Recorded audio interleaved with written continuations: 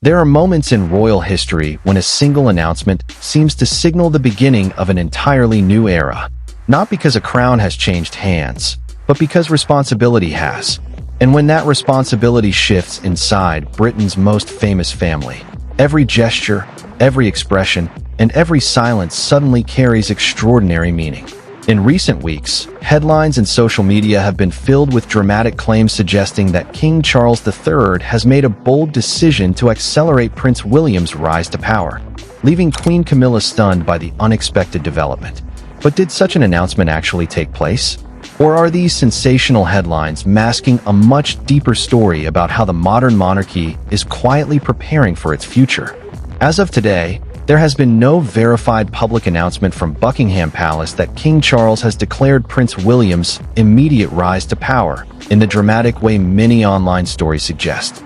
However, King Charles has gradually entrusted William with increasingly prominent responsibilities, fueling widespread discussion about the future direction of the crown. That distinction changes everything, because this is not simply a story about royal titles or constitutional procedure. It is a story about legacy, about a father preparing a son for responsibilities unlike any other in the world, about a queen navigating her own place within an institution that is constantly evolving, and about a monarchy balancing centuries of tradition with the realities of a new generation. According to royal commentators, Prince William has assumed an increasingly visible leadership role in recent years, representing the crown at major national and international events while continuing to expand his own charitable priorities. Some observers believe these developments reflect careful long-term planning rather than sudden change. So what do these quiet transitions really tell us? Is Britain witnessing the natural preparation of its future king? How does Queen Camilla fit into this changing balance within the royal family? And could today's subtle shifts become tomorrow's defining chapter in royal history? To answer those questions, we must first look back at the generations of duty, sacrifice, and carefully managed succession that have shaped the House of Windsor, and why every step Prince William takes today carries the weight of history itself. To understand why stories about Prince William's growing influence capture so much attention, it is important to recognize that the British monarchy has always evolved through careful preparation rather than sudden transformation. Long before a sovereign ascends the throne, years, sometimes decades, are spent learning the responsibilities that accompany the crown. Prince William's journey has reflected that tradition from the very beginning. Born as the elder son of the then Prince Charles and Diana, Princess of Wales, William entered public life under extraordinary circumstances. From childhood, he occupied a unique position within the royal family.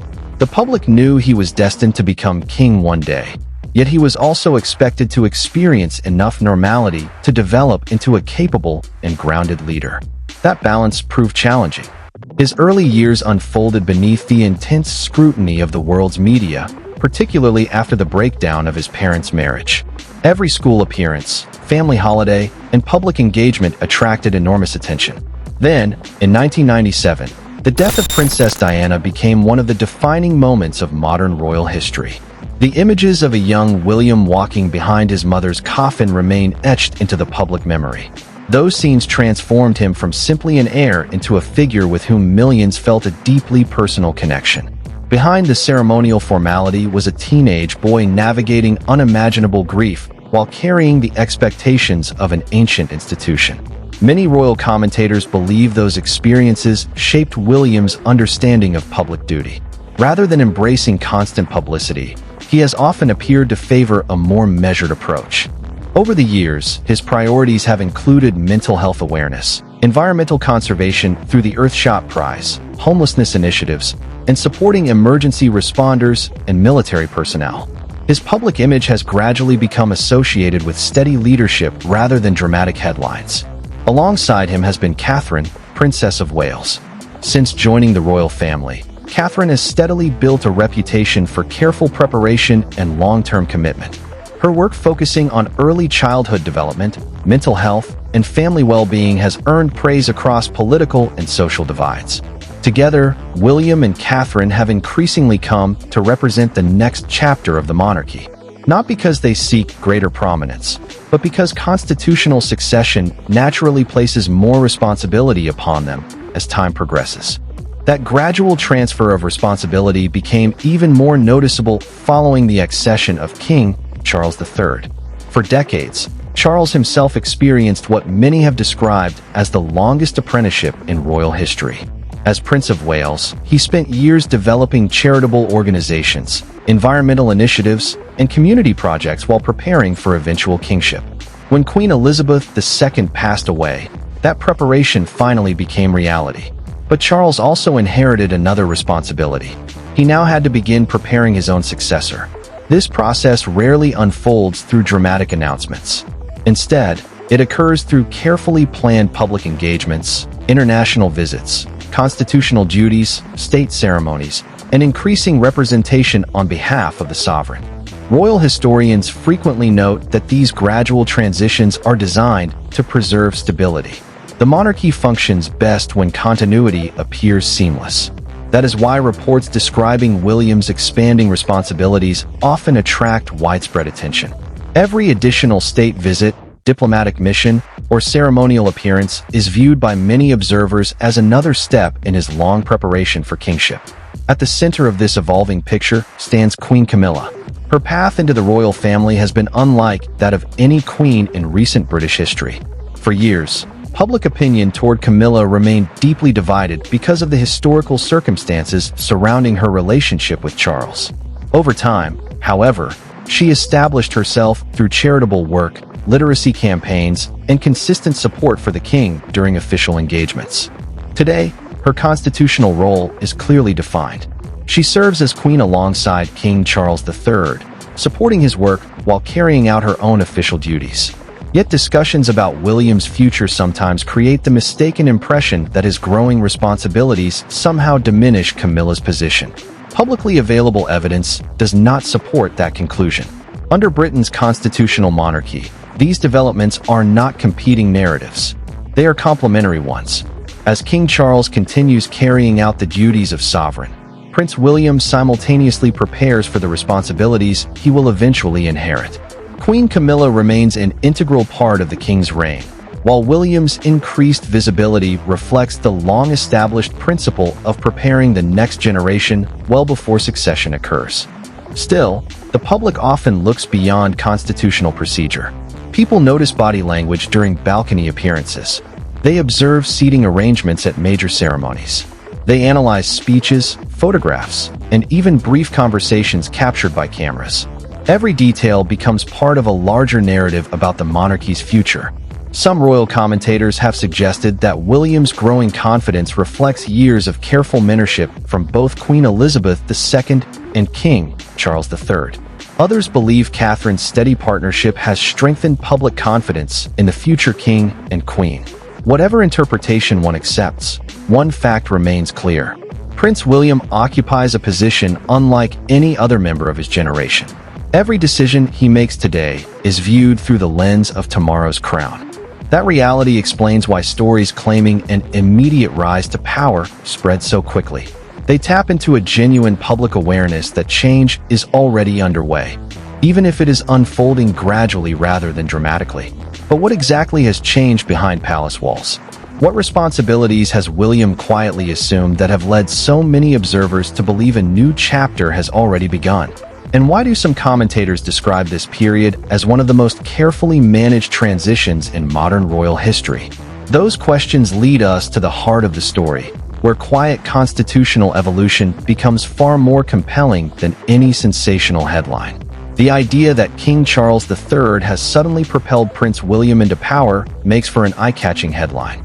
Yet the reality unfolding inside the monarchy is arguably far more significant and far more enduring. There has been no verified announcement from Buckingham Palace declaring an immediate transfer of royal authority to Prince William in the dramatic manner often portrayed online. Constitutionally, King Charles remains the sovereign, and the authority of the crown rests with him. However, royal observers have noticed something equally important. Responsibility has been shifting, not through a single speech, not through one historic ceremony, but through dozens of carefully planned moments that, viewed together, reveal a monarchy quietly preparing for its future. The transition is almost cinematic in its subtlety. Imagine the grand halls of Buckingham Palace before a state banquet. Senior officials move quietly through polished corridors. Diplomatic schedules are reviewed. Security teams coordinate every arrival. Every event follows traditions refined over centuries. Yet within those familiar routines, new patterns have begun to emerge. Prince William is increasingly representing the crown at major national occasions. He has assumed larger roles in international diplomacy, military commemorations, environmental initiatives, and constitutional ceremonies.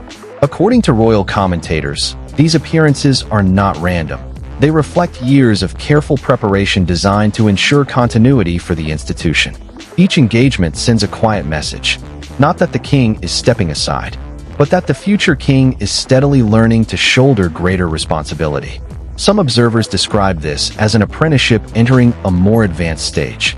King Charles understands that he waited decades to inherit the throne. No one appreciates the value of preparation more than he does. For that reason, many commentators believe he has deliberately encouraged William to develop his own leadership style while remaining firmly within the framework of constitutional monarchy. Rather than overshadowing his son, Charles has increasingly allowed William to build public confidence through action rather than symbolism.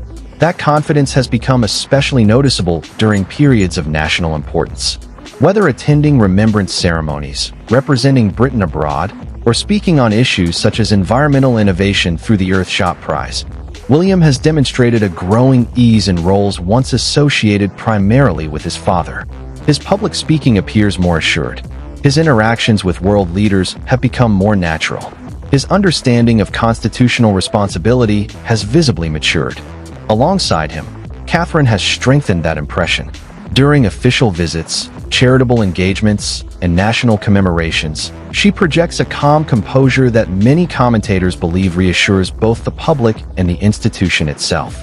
Their partnership has become one of the monarchy's greatest strengths. Unlike dramatic headlines suggesting rivalry, the public image presented by William and Catherine emphasizes stability, preparation, and continuity. Meanwhile, Queen Camilla continues fulfilling her own constitutional role beside King Charles. Reports occasionally suggest tension whenever William's profile rises. Yet no verified public evidence demonstrates that William's expanding responsibilities have created an official conflict between the king, the queen, or the Prince of Wales. In fact, many royal historians argue the opposite. A successful monarchy depends upon multiple generations working simultaneously. The reigning monarch governs. The heir prepares. Senior members support the institution. That layered structure has helped the monarchy survive political upheaval, constitutional reforms, and enormous cultural change across centuries. Still, public curiosity remains intense. Body language during public appearances is analyzed frame by frame. Who walks beside whom? Who speaks first? Who greets visiting dignitaries? Who represents the crown at major international events? Small details often become symbols in the public imagination. Some commentators believe William's increasing prominence reflects practical realities as much as constitutional planning. Modern monarchies require visible leadership across hundreds of annual engagements, making delegation both necessary and expected. From that perspective, William's growing role is not evidence of sudden change. It is evidence of careful succession planning. And perhaps that is where the most meaningful transformation has occurred. The conversation has gradually shifted away from whether William will become king. That answer has always been clear. Instead, people are asking what kind of king he will become. Will he modernize the institution while preserving its traditions? Will he continue emphasizing mental health, environmental innovation, and homelessness initiatives? Will Catherine redefine the role of queen in ways that balance compassion with constitutional restraint? These questions generate far greater public interest than any rumor about palace intrigue. They speak to the monarchy's future rather than its past. King Charles appears to recognize that reality. His own reign combines continuity with gradual modernization. William's expanding responsibilities suggest that same philosophy may continue into the next generation, not through abrupt constitutional changes, but through steady preparation. Perhaps that explains why headlines claiming an immediate rise to power resonate so strongly. People instinctively sense that history is moving. Not dramatically, not overnight, but steadily. Like the turning of seasons around Windsor Castle or the changing light across the Scottish hills surrounding Balmoral, the transformation is gradual enough to seem almost invisible until one day the landscape looks entirely different. Prince William is not replacing his father. He is preparing to one day succeed him. And in that quiet preparation lies one of the most significant stories unfolding within the modern royal family. Yet one final question remains. When historians look back on this period years from now, will they remember it as the beginning of a constitutional transition, or as the moment a new generation quietly earned the confidence of both the monarchy and the nation? History rarely remembers the loudest headline. Instead, it remembers the quiet transitions that reshape institutions over time. When future historians examine the reign of King Charles III, they may not point to a single announcement or ceremonial moment as the beginning of Prince William's emergence. Rather, they may describe this era as a carefully managed transfer of experience, a period in which responsibility expanded gradually while constitutional stability remained intact. That distinction is important because the British monarchy has always relied on continuity more than dramatic change. For centuries, the crown has survived wars, political reform, economic crises, and profound cultural transformation. It has done so because each generation prepared the next long before succession formally occurred. The monarchy's strength has never depended solely on one individual. It has depended on an institution capable of renewing itself while preserving its identity. Prince William now stands at the center of that renewal. Unlike previous generations, however, he prepares for kingship in a world transformed by technology and constant public scrutiny. Every appearance is recorded within seconds. Every speech is analyzed worldwide. Every photograph becomes part of an ongoing global conversation. Leading under those conditions requires qualities that extend beyond ceremonial tradition. It demands emotional intelligence, patience, credibility, the ability to communicate across generations without abandoning the dignity that defines the monarchy itself. Many royal commentators believe William has spent years developing those qualities. His work supporting environmental innovation through the Earthshot Prize, advocating for mental health awareness, and highlighting homelessness reflects an effort to connect royal service with contemporary challenges. At the same time, Catherine has become an equally significant figure in shaping public confidence. Her emphasis on early childhood development, family well-being, and thoughtful public engagement has reinforced an image of stability during a period marked by considerable change within the royal family. Rather than seeking constant attention, she has generally allowed long-term projects to define her public identity. Together, William and Catherine increasingly represent not simply the future king and queen, but a vision of leadership built on preparation rather than spectacle. King Charles appears to understand the importance of that image. Having waited longer than any previous heir to become sovereign, he appreciates the value of experience accumulated over decades. By gradually expanding William's public responsibilities, he strengthens not only his son's readiness, but also public familiarity with the leadership that will one day follow his own reign. This is not evidence of a monarch stepping aside. It is evidence of a monarch thinking beyond his own reign. That perspective reflects one of Queen Elizabeth II's greatest lessons. Throughout her 70-year reign, she consistently emphasized that the monarchy exists to serve the nation across generations. Individual reigns begin and end, but the institution must remain larger than any one personality. Many observers believe that philosophy continues to influence today's senior royals. Queen Camilla's place within that story is also significant. Public discussion sometimes portrays constitutional evolution as though it creates winners and losers. In reality, the roles performed by King Charles, Queen Camilla, Prince William, and Catherine are interconnected. Each supports the institution from a different position, contributing to its continuity rather than competing for influence. That understanding helps separate verified constitutional reality from online speculation. The future of the monarchy is unlikely to be determined by rumors of conflict or sensational headlines. Instead, it will be shaped by years of consistent public service, thoughtful leadership, and the confidence the royal family earns over time. Perhaps that is the deeper lesson behind this entire story. Power within the monarchy is not measured solely by titles. It is measured by trust. By preparation. By the willingness to place public duty above personal recognition. Prince William's growing responsibilities suggest that this process is already well underway, not because of any sudden constitutional announcement, but because history has always favored careful succession over dramatic surprises. One day, when William eventually ascends the throne, many people may look back on this period and realize that the transition had been unfolding for years in plain sight, not through one defining headline, but through countless quiet moments of leadership. A state visit handled with confidence, a national address delivered with composure, a charitable initiative that inspired lasting change, a reassuring presence during moments of national uncertainty. These are the moments that build a monarch long before a coronation ever takes place.